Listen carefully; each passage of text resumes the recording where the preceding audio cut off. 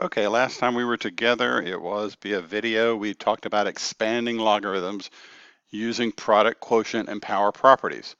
So you started out with things that looked like, the log of 4x. That's the log of 4 plus the log of x. Then the quotient property, something like the log of 4 divided by x. That's the log of 4 minus the log of x. And then if we had something like the log of 4 to the x, that is x times the log of 4. That is our power property. And then what we saw were things that were combined together, and then how do we use all of these properties together to expand. So to review that real quick, how do I expand these expressions? So log base 2 of 3x squared. The only thing being squared is the x. So the first thing I need to do is recognize with the product property, this is the log base 2 of 3 plus the log base 2 of x squared, because the 3 and the x squared were multiplied. Now I'm going to use the power property on this last term. So this is the log base 2 of 3 plus 2 log base 2 of x. Okay. If you look at the next one, I've got a quotient going on. So this is the log base 9 of 3 minus the log base 9 of x squared. And now I can write this as the log base 9 of 3 minus, using the power property, log base 9 of x.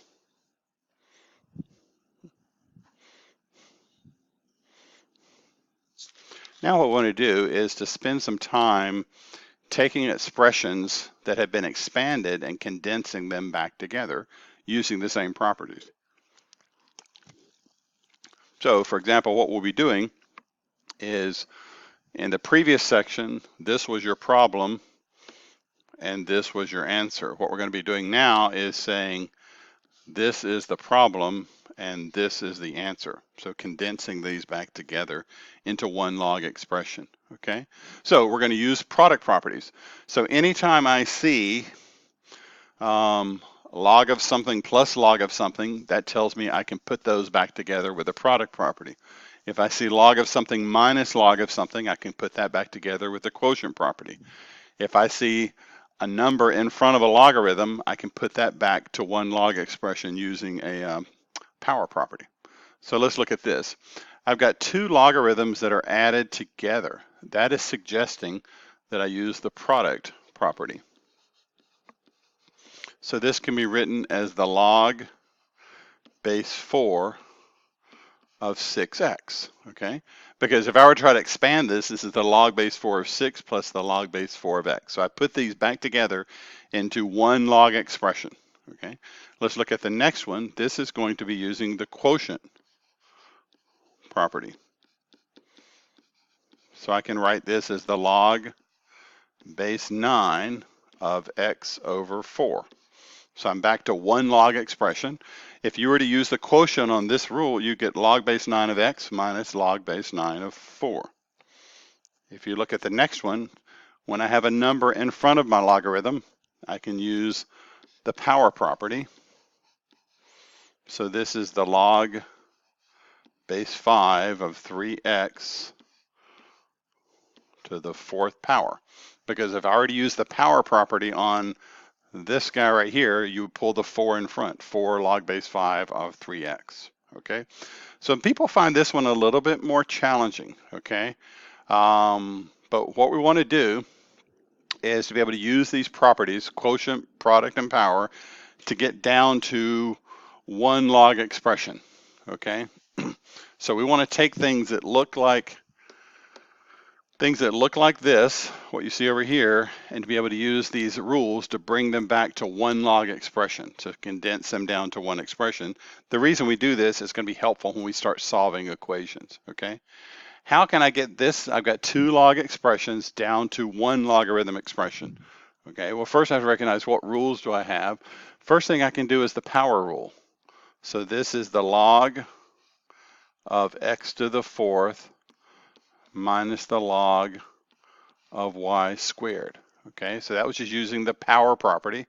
Now I can use the quotient property and say that this is going to be the log of x to the fourth over y squared. So I'm down to one logarithm expression, okay? Now, how can you check your answer? What if I had asked you to expand this? You would use the quotient to get log of x to the fourth minus log of y squared. Then you would use the power to get 4 log x minus 2 log y. 6 natural log of e to the x minus the natural log of e to the 6, okay? Well, this one, if I look at this, this is, if I write this, if I use the power rule, this is going to be the natural log of e to the x to the 6th power minus natural log of e to the 6. So if I look at this, e to the x raised to the 6th power, this is the natural log of e to the 6x minus natural log of e to the 6. This one you should know, if this is the log base e of e to the 6x minus the log base e of e to the 6. So the log base e of e to something is whatever that is. So this simplifies down to 6x minus 6. Okay, a little bit tricky here, but just keep in mind, anytime you see the log base b of b to some exponent, your answer is the exponent. These are inverse functions of each other. B to some power, and then the log of that, these are inverse operations. It's like taking the square root of something and squaring it, cube root and cubing, okay? So this was a little bit tricky in terms of how it simplifies down. Let's look at another few examples. 4 log x minus 3 log y minus 2 log z, okay? So this first one, 4 log x, that can be written as the log of x to the fourth minus, and then I can write this as log of y cubed minus log of z squared. So this becomes log of x to the fourth minus log of y cubed plus log of z squared. So putting this all back together, the pluses indicate product and the minuses indicate quotient. So this is the log of x to the fourth z squared over y cubed. Okay, so I'm back to one log expression. How could I check my answer? What if you were asked to simplify this? You would have log x to the fourth plus log z squared minus log y cubed. And then that would simplify to what you see up here in the initial expression. Looking at the next one, so everywhere I see a number in front of the logarithm, that's going to be using the power rule. So this is the log base 2 of x squared plus the log base 2 of 1 over y cubed minus the log base 2 of z squared.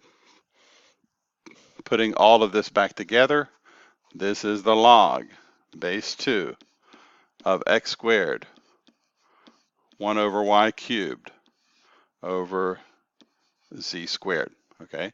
Everything with a plus sign was put together with the product rule. Everything with a minus sign was put together using the quotient rule. Okay, this one, 4 log xy minus 3 log xy times xy, okay? So this is, using the power, this is the log of xy to the fourth minus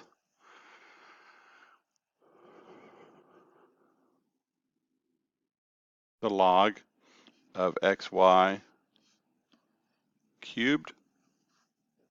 And then all of this is just multiplied by xy. So this becomes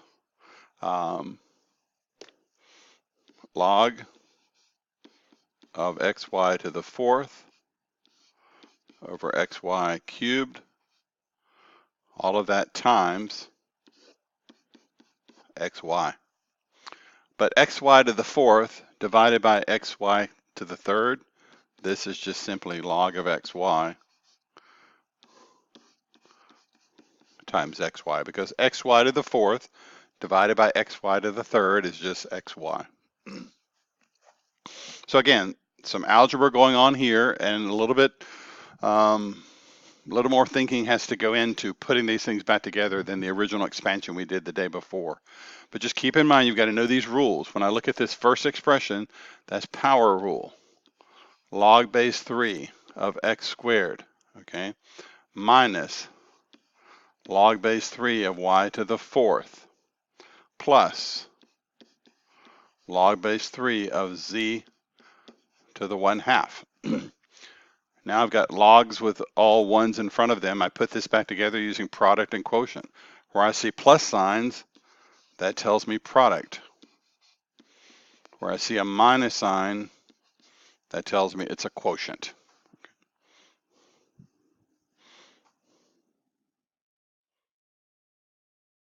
So let's take a look at a few more examples. These are in your classwork for today. You should be able to do this before you get started on the homework, but it's just reinforcing some of these same things we're doing. If I look at this, combining all of this together, so this is going to be the log of 2xz divided by 4. Okay, because wherever I see the plus signs, that means product, 2xz. Where I see a 4, that's a quotient. This simplifies just to being the log of xz over 2, because 2 over 4 is 1/2.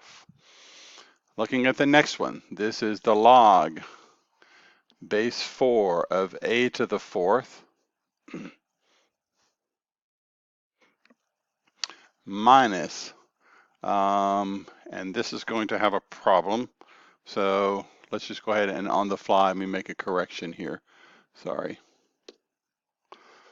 These logarithms should all have the same base. So let's change this problem to be 4 log 2 of a minus 7 log 2 of z plus 1/3 log 2 of m. Let's get the same base so that I can use all of the properties here. So this is going to be the log base 2 of a to the fourth minus log base 2 of z to the 7th plus log base 2 of m to the 1/3. Now everywhere you see a plus sign, that means I'm going to put it together with a product minus sign quotient. So this is the log base 2 of a to the fourth times m to the 1/3 divided by z to the 7th.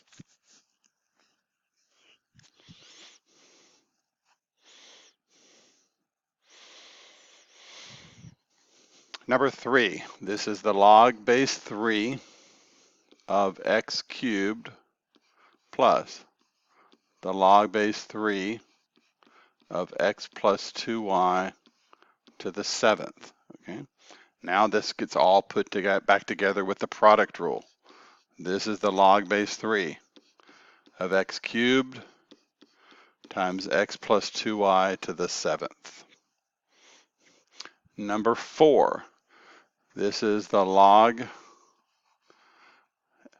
of 4z plus the log of q to the third minus the log of x. Now to put all of this back together, this is the log of 4zx over q to the third power. Oh, sorry, I made a mistake on that. Let's back up. This is the log of 4z q to the third over x. Where I see the negative sign is my quotient, positive sign is my product rule. Okay.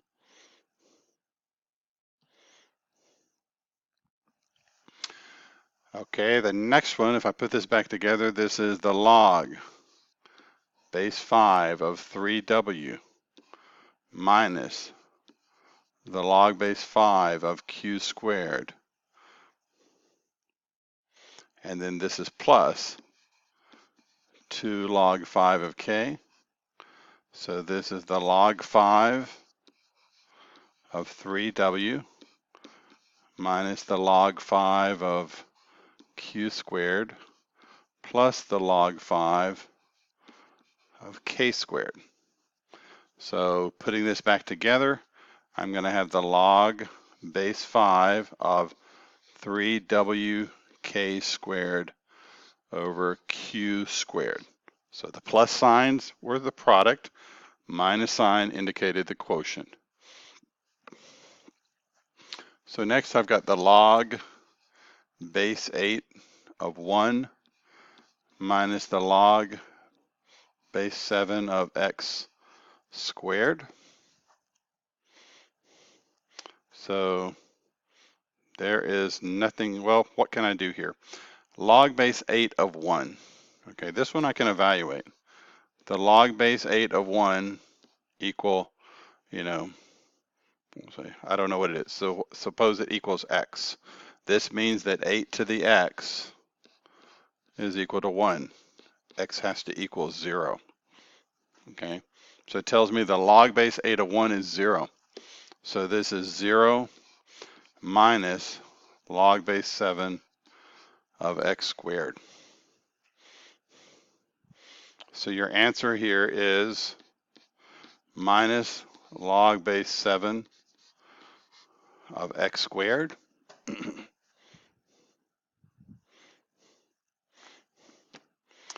And another way of writing that is, keep in mind this is minus 1 times the log base 7 of x squared. So I can use my power property. This is the log base 7 of x squared raised to the negative 1 power. And I know you're not liking this, but this is the log base 7 of 1 over x squared.